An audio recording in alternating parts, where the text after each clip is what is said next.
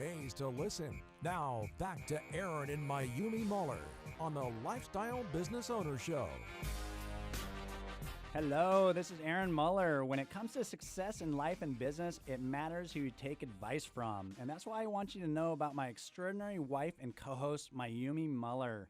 Mayumi is the quintessential cosmopolitan success story. Born in Japan and raised in the United States, Mayumi's Japanese and African American heritage has helped her learn how to connect with people from highly diverse cultures and backgrounds. Following her coursework at the University of Washington, Mayumi pursued a career in modeling, working professionally in major metropolitan areas throughout the United States and Europe. During this time, Mayumi cultivated an elegance, charm, and winning attitude that crowned her Mrs. Washington State in 1995 and landed her less than 5 places away from achieving Mrs. America. Since that time, Mayumi has raised 5 amazing children while attaining to the highest levels of success in every field she's entered: a President's Award-winning real estate agent for John L. Scott for 10 years, the top sales rep of a Fortune 500 company, owner of 8 multi-million-dollar businesses, and the world's #1 trainer in self-running business ownership. Learn the secrets to success in life and business from this amazing woman at the Lifestyle Business Owner Academy website, lboacademy.com. That's lboacademy.com. Why build a business when you can build a lifestyle?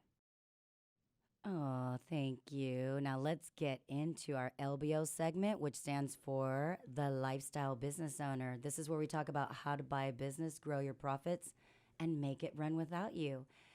This morning, we're going to be talking on this segment about working with millennials. I have my beautiful daughter here, Salina.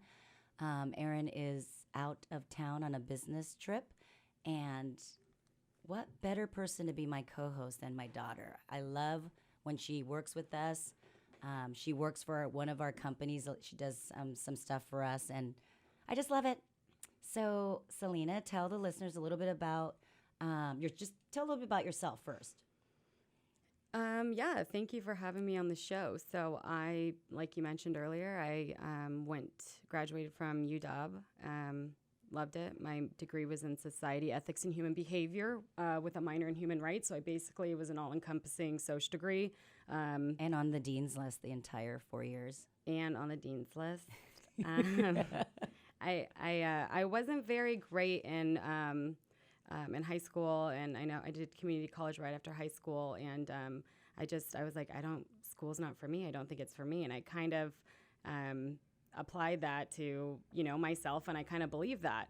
And then I was in an environment that was just very, very fruitful, and I had a lot of, I guess, great instructors and professors and just colleagues, and I really, I loved it, and I was good at it. And then after that, I was like, wait, I am good at school, and like I have a GPA that is comparable to, like you said, the dean's list. So right. it was encouraging for me, I think, to kind of find that too.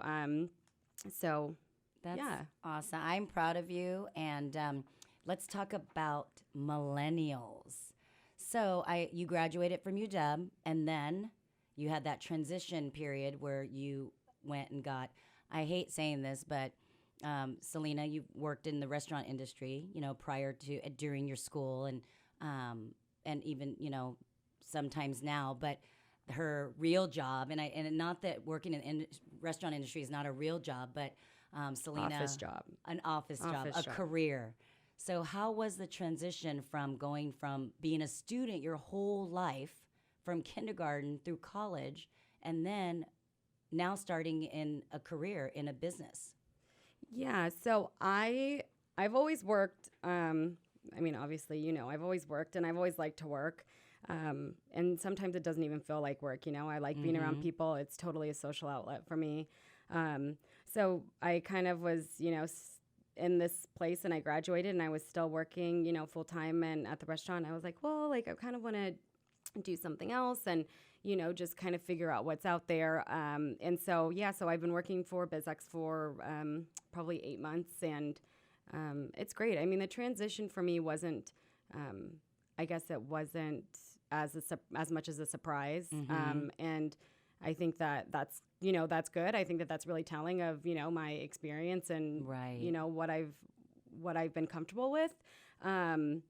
But working, a 9-to-5 office job, it's a little bit different. I mean, for instance, I'm able to plan my schedule. Like I have weekends open. Right. I'm not working on the weekends. Well, now I kind of am, but I mean, you know, I'm able to schedule doctor's appointments. You know, I know my schedule. It's the same every day. So Right. I've become a little bit more routine, and the structure I found has been really beneficial for me. You know, I know I get done at 5:30 every day, and I get home around 6, and I cook dinner, and you know, I just take care of things in a way that I kind of wasn't before. Right. Which is really more good. structure. Way more structure. Yeah. And there's a lot of freedom with that too. So Well, people ask Aaron and I all the time, how do you guys work together? How do you work together? You're together all day and have 5 kids and blah, blah, blah. And, you know, I just say we just make it work. We're building an empire. But I'm sure I would like to know too, but our listeners would like to know, what was it like having me as your mom? what is it like, I guess? And what is it like? It's great. I mean, obviously, you know, the listeners probably don't really know, but they can probably, you know, sense from, you know, your voice, and you just have a great energy about you. I mean, you've always been, and you still are, our biggest cheerleader, almost like to a fault. Like we weren't good at some things growing up, and like my mom definitely should have said, hey, like maybe cheerleading isn't the thing for you. Like maybe try something else. But she was like, no, like we're gonna put you in every competition. Like you're gonna be out there. Good. Or you know, like maybe singing like should be like a shower thing only.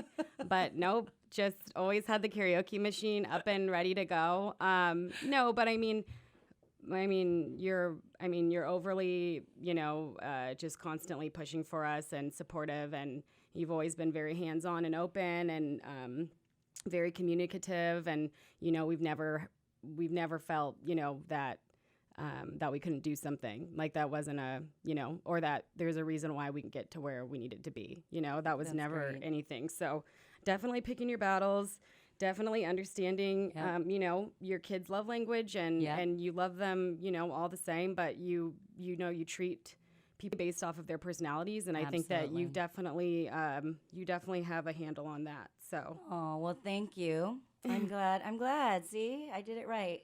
But I still think you guys can sing pretty good. So, okay. So now we're talking about millennials. So let me find millennials. Okay. So millennials were born between the ages of 1981 and 2004, a 20-year span. This group of kids have money and they love to spend it. These guys are estimated to have a combined global spending power of $2.4 trillion dollars. Okay, guys? And in the U.S. alone, it's estimated that millennials will be spending $200 billion a year, and 62% of their buying will come from social media networks. And this is what's like, having Bryan on the show earlier was fantastic segue into this, because he is catering to the millennials. Millennials are saying that brand engagements and social awareness is where they're likely going to spend their money and where their loyalty is. And so, and I know, having 3 millennials now, that the millennials are my kids, the 3 millennials that we have, are very socially aware and conscious and want to give back. And Salina, you and I were talking about this earlier or a couple days ago, about the Toms. You know, Toms have been such a great movement and such a great shoe source for people, because they donate a pair of Toms out to, you know, whatever country or whatever group or whatever area, for every pair that you buy. So Salina, I know that you do like to buy like that, don't you? You like to make sure that it's cruelty free, it's environmentally, you know, that the companies are environmentally conscious and aware. Mm-hmm. So tell me about that. Like, do you feel that way as well? I think so. I think that's something that attributes to that, is that, you know, millennials, we never grew up. I mean, for a lot of people, I guess, you know, like what you were saying, that they spend money and this and that. I don't think that there's ever been a point where we've been without, besides like kind of growing up in a recession and that. But I don't think there was ever, you know, like we're, you know, people are creating new things every day, and technology and everything like that. And so I think it's more of like the source, you know, it's so competitive, and there's so many things grabbing for our attention all the time. And for me personally, it's like, okay, I have 3 different shoe places that want me to buy shoes from them. Right. So what about them is going to make me want to buy Right. there? You know, Right. If I can get the same pair, if you can get the same pair, what is it similar about price, the owner? Right. What is it about the company that I think, would like, because that's where I want to spend my money. I want to Right. spend money at places that, that put their customers first and take care of their employees and different things like that. That's important, right?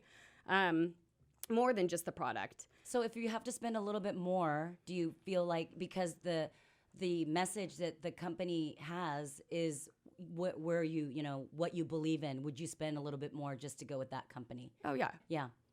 Yeah. See, that's great. I want to go for the cheapest one, the discount.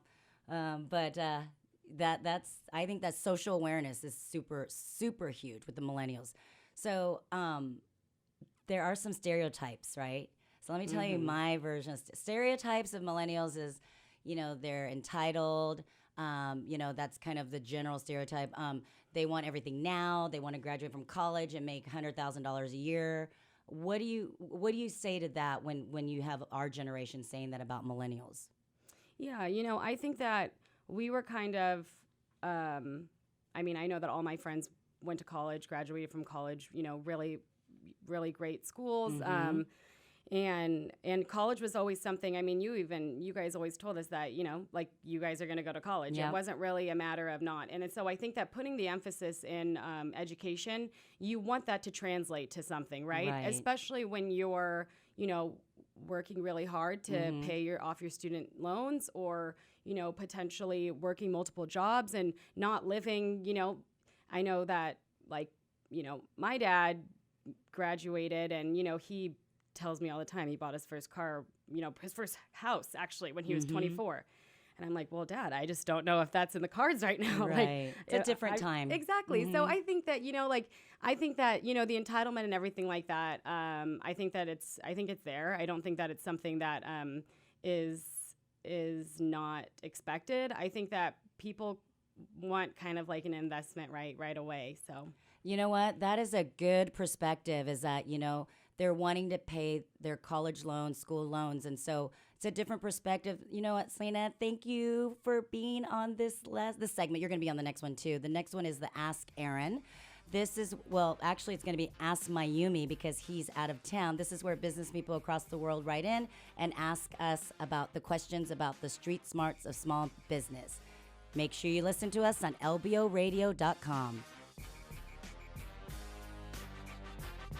Time for a quick break, but we'll have more of the Lifestyle Business Owner Show right after this, here on Business Radio 1300 KKOL.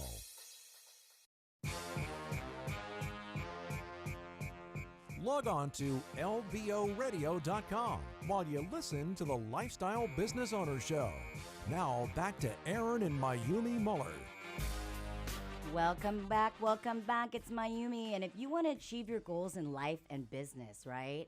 Why not learn from someone who was born to be an entrepreneur, someone with the uncommon business sense, the tenacity, and the track record of success to prove it? My husband and co-host, Aaron Muller. As a child, Aaron developed an interest in small business ownership from his family's marina on San Juan Island. From the start, Aaron was driven to seek a business opportunity and attain entrepreneurial success. His very first business venture was catching and selling shrimp at the docks when he was only 10 years old. While his peers were preparing to enter 7th grade, Aaron opened a bumper rental company catering to the San Juan's ample tourist traffic. Aaron's first real job came in high school, but by the time he graduated, he had earned enough to purchase half of the company. Over the past 30 years, Aaron has gone on to start and buy over 20 companies in the Pacific Northwest and now owns 8 multi-million-dollar businesses. Aaron is the world's premier trainer in self-running business ownership and the author of the Lifestyle Business Owner book, which lays out the principles for making a 6-figure income by working as little as 5 hours a week.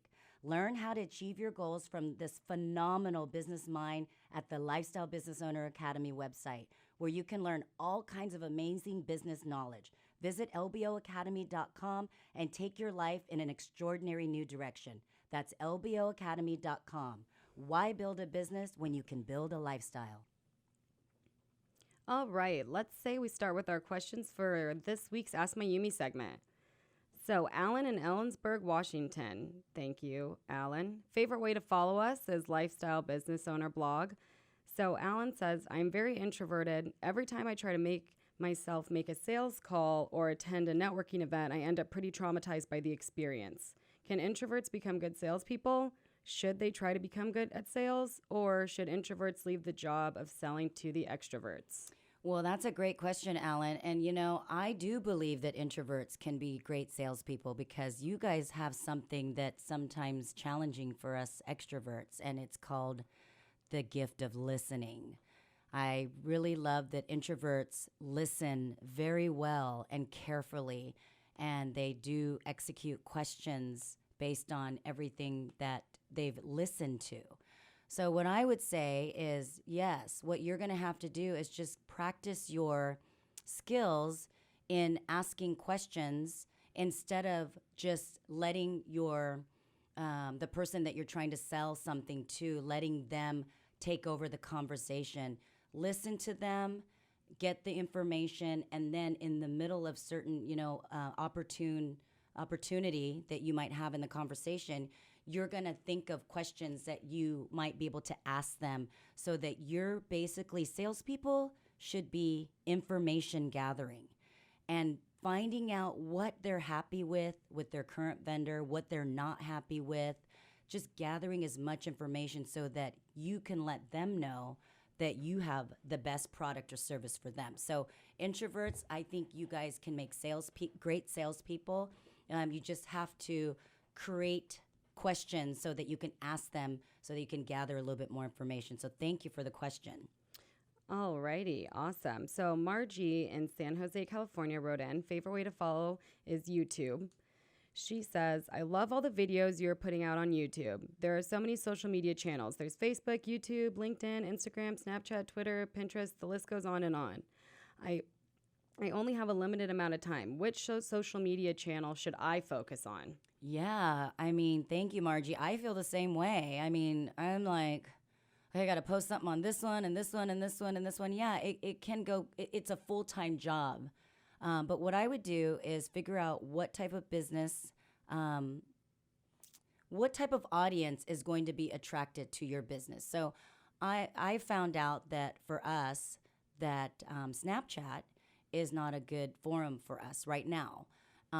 It's just not bringing us the views of our services and our products as some of the other spots. So I would try and do a campaign or sponsor for Facebook, Instagram, Twitter, and really keep track and monitor.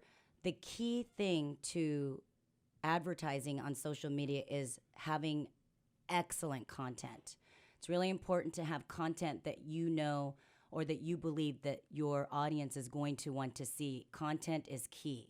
So kind of play around with different ones, maybe your favorite one first. Make sure you have good content and see what type of reaction you get from that. Okay, awesome. So another listener wrote in and said, Ann in Detroit, Michigan, favorite way to follow Twitter.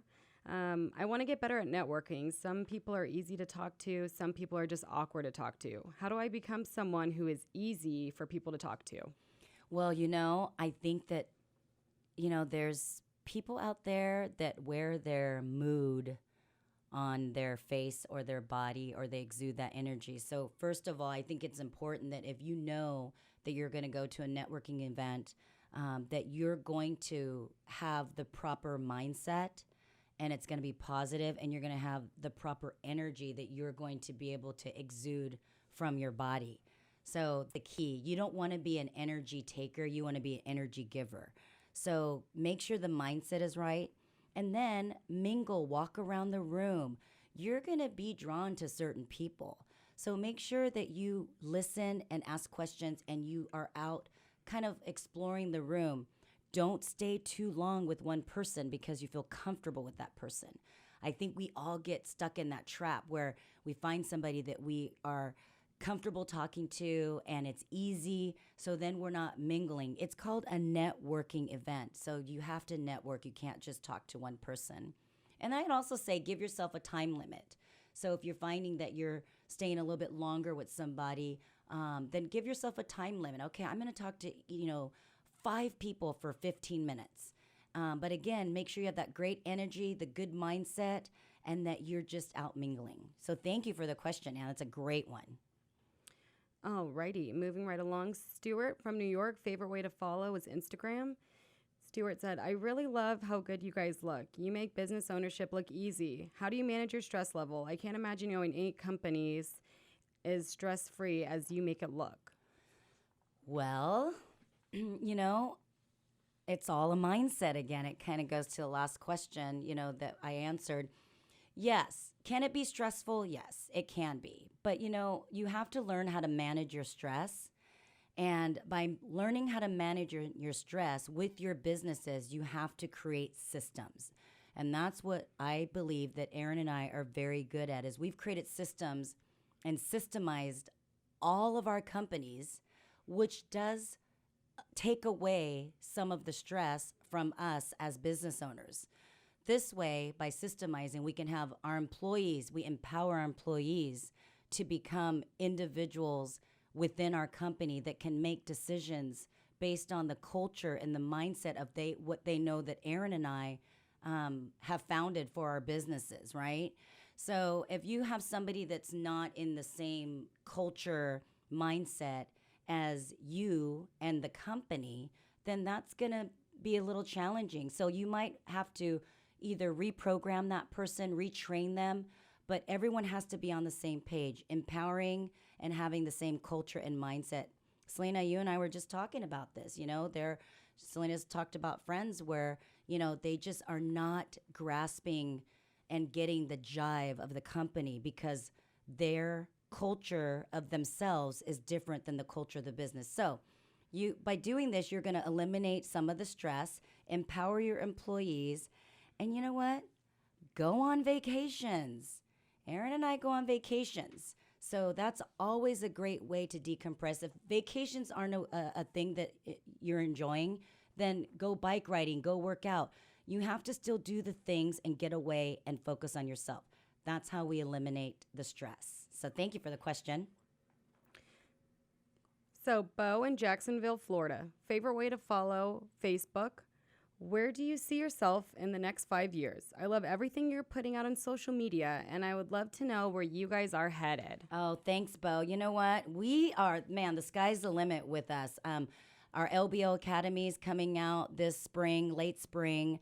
It's an academy where we actually do an online university where we teach people how to buy a business, build systems, grow profits, and work less than 5 hours a week. Go to lboacademy.com. You can find out more information. Thank you all for listening to the Lifestyle Business Owner Show, where we talk about the street smarts of small business. If you miss any of our show, make sure you go to lboradio.com. Again, thank you, Bryan Jones from ABC Gum Removal, an eco-friendly service company, for visiting us. And thank you to my beautiful co-host, Salina. To the Lifestyle Business Owner Show, where we talk about the street smarts of small business with Aaron and Mayumi Muller. You can submit your questions to be answered on the show at lboradio.com. That's lboradio.com. Join us every Saturday morning at 9 for the Lifestyle Business Owner Show, right here on Business Radio 1300 KKOL.